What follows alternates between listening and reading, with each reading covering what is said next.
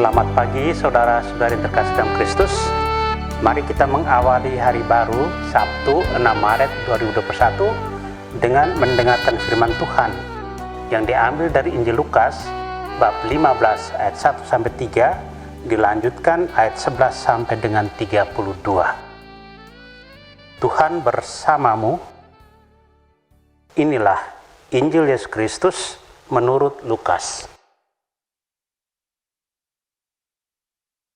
Para pemungut cukai dan orang-orang berdosa biasa datang kepada Yesus untuk mendengarkan Dia. Maka bersungut-sungutlah orang-orang Farisi dan ahli-ahli Taurat, katanya, Ia menerima orang-orang berdosa dan makan bersama-sama dengan mereka. Maka Yesus menyampaikan perumpamaan ini kepada mereka. Ada seorang mempunyai 2 anak laki-laki. Kata yang bungsu kepada ayahnya, Bapa, berikanlah kepadaku bagian harta milik kita yang menjadi hakku. Lalu ayahnya membagi-bagikan harta kekayaan itu di antara mereka. Beberapa hari kemudian, anak bungsu itu menjual seluruh bagiannya itu, lalu pergi ke negeri yang jauh.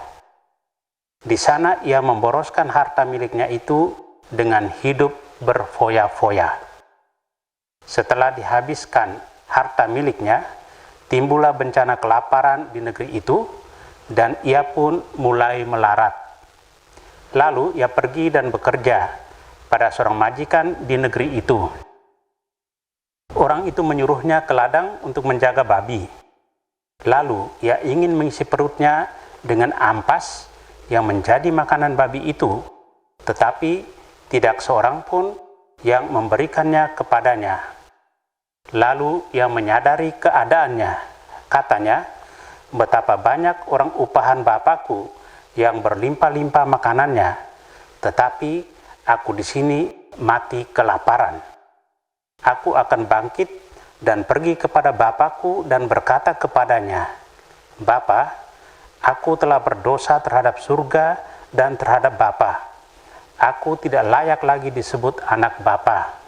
Jadikanlah aku sebagai salah seorang upahan Bapa. Maka bangkitlah ia dan pergi kepada bapanya. Ketika ia masih jauh, ayahnya telah melihat dia, lalu tergeraklah hatinya oleh belas kasihan. Ayah itu berlari mendapatkan dia, lalu merangkul dan mencium dia. Kata anak itu kepadanya, Bapa, aku telah berdosa terhadap surga dan terhadap Bapa. Aku tidak layak lagi disebut anak Bapa. Tetapi ayah itu berkata kepada hamba-hambanya, lekaslah, bawa kemari jubah yang terbaik, dan pakaikanlah kepadanya, kenakanlah cincin pada jarinya, dan sepatu pada kakinya.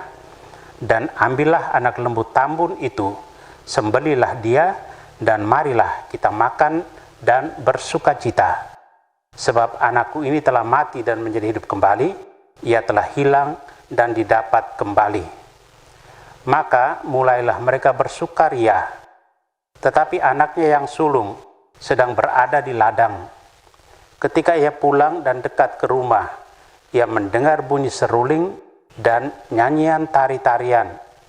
Lalu ia memanggil salah seorang hamba dan bertanya kepadanya, apa arti semua itu?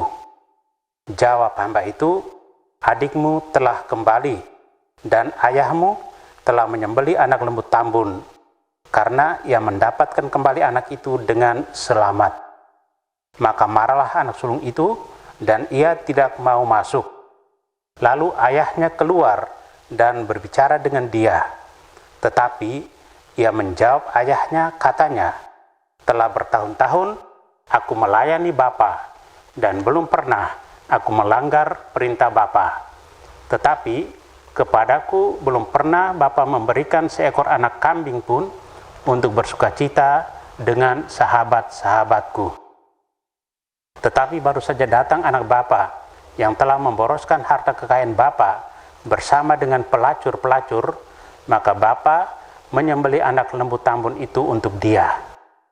Kata ayahnya kepadanya, anakku, engkau selalu bersama-sama dengan aku, dan segala kepunyaanku adalah kepunyaanmu. Kita patut bersukacita dan bergembira, karena adikmu telah mati dan menjadi hidup kembali. Ia telah hilang dan didapat kembali. Demikianlah Injil Tuhan. Saudara terkasih, tema yang kita renungkan hari ini, Bapa yang berbelas kasih. Yesus mengangkat perumpamaan ini untuk menunjukkan kebaikan hati Allah kepada kita, terutama kepada orang-orang Farisi dan ahli-ahli Taurat yang bersungut-sungut saat itu. Yesus mau menampilkan sosok Allah yang mencintai umatnya sekalipun ia berdosa. Allah tidak mau kehilangan umatnya. Allah menghendaki supaya kita tetap bersatu dengan Dia, hidup bersama dengan Dia, dan menikmati kebahagiaan di dalam rumahnya. Hal itu ditunjukkan dengan pemberian jubah terbaik, mengenakan kembali sebuah martabat, suatu bentuk penerimaan dan pengampunan.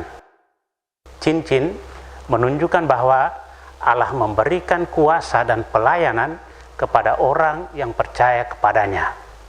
Hal itu berarti ia yang bertobat dipulihkan derajatnya sebagai orang yang berkuasa, bukan lagi sebagai hamba atau orang upahan.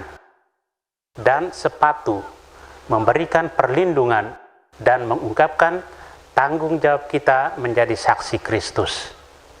Setiap orang pasti pernah berbuat kesalahan dan dosa.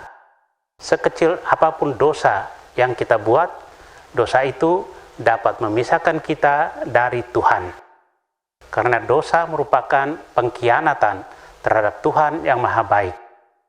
Sebesar apapun dosa kita, apabila kita mau menyesal, bertobat, dan kembali kepadanya, maka Tuhan akan selalu mengampuni dosa kita.